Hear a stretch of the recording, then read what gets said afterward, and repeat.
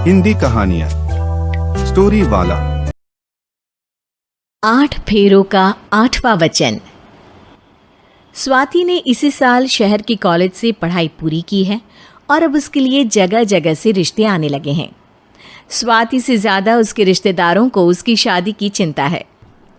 इसीलिए जो भी स्वाति के घर आता वो किसी नए लड़के की खबर ज़रूर ले आता। अरे दीदी, ये फोटो देख के बताओ कैसा है। राहुल नाम है लड़के का, मेरी सहेली की बहन का बेटा है।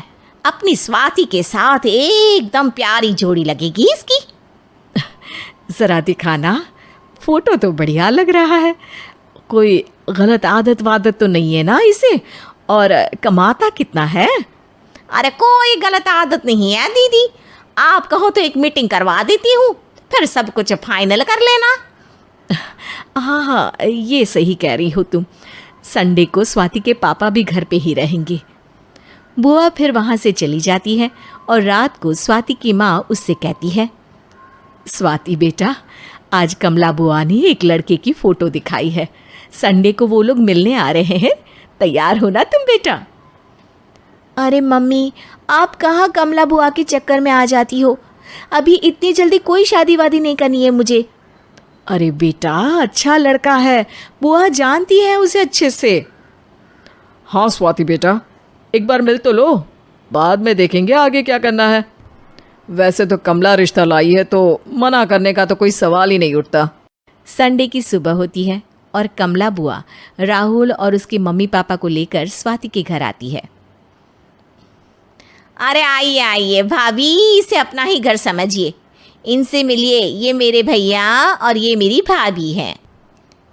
नमस्ते भाभी जी, ये है हमारा लड़का राहुल, सरकारी नौकरी की तैयारी कर रहा है ये।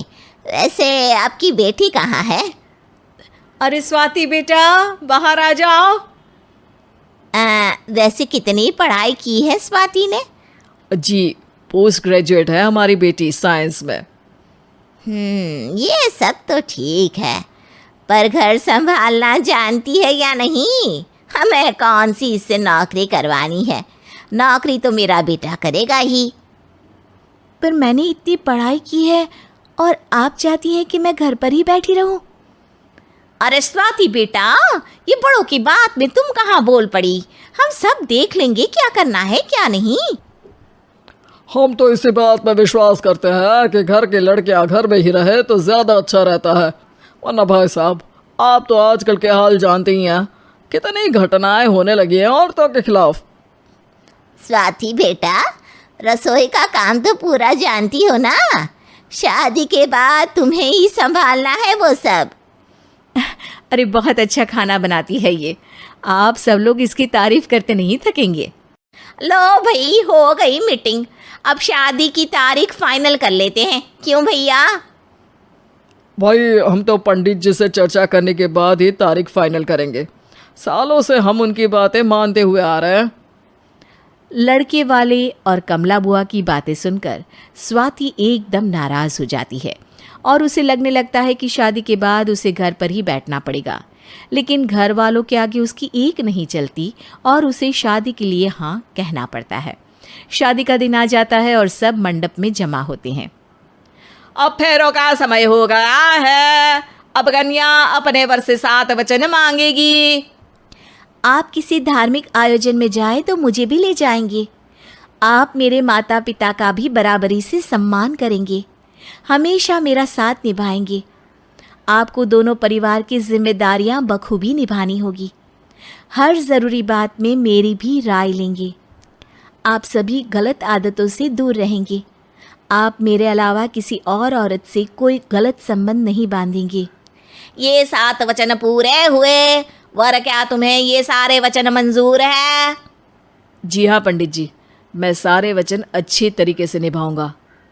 अरे वाह वाह, बढ़िया तरीके से सब काम संपन्न हो गया। तो इसी के साथ विवाह संपन्न हुआ और आज से ये दोनों पति पत्नी हुए। 1 मिनट पंडित जी, अभी एक वचन लेना बाकी है। अब कौन सा वचन है बेटा? मैं अब हमेशा के लिए किसी दूसरे घर में जाने वाली हूँ, तो पति के अलावा मैं अपने सास ससुर से भी एक वचन लेना चाहूँगी। अब कहो बेटी। मैं ये चाहती हूँ कि मुझ पर किसी बात की कोई पाबंदी नहीं लगाई जाएगी। मुझे सब कुछ करने की आज़ादी होगी और मैं भी विश्वास दिलाती हूँ कि मैं एक अच्छी बहू बन के दिखाऊंगी। स्वाति की बात सुनकर उसके सास ससुर एकदम चौंक जाते हैं और कुछ बोल नहीं पाते कि उतने में कमला बुआ बोल पड़ती है। अरे बेटा, ये भी कोई कहने की बात है?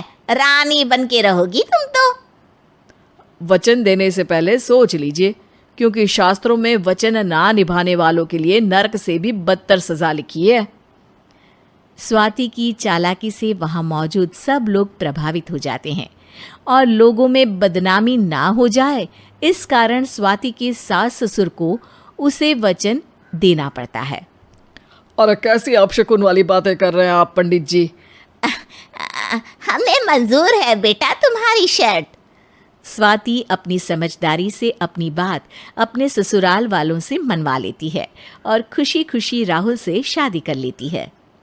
अब से हर शादी में मैं खुद 8 वचन दिलवाऊंगा। ओम मंगलम मंगलम मंगलम।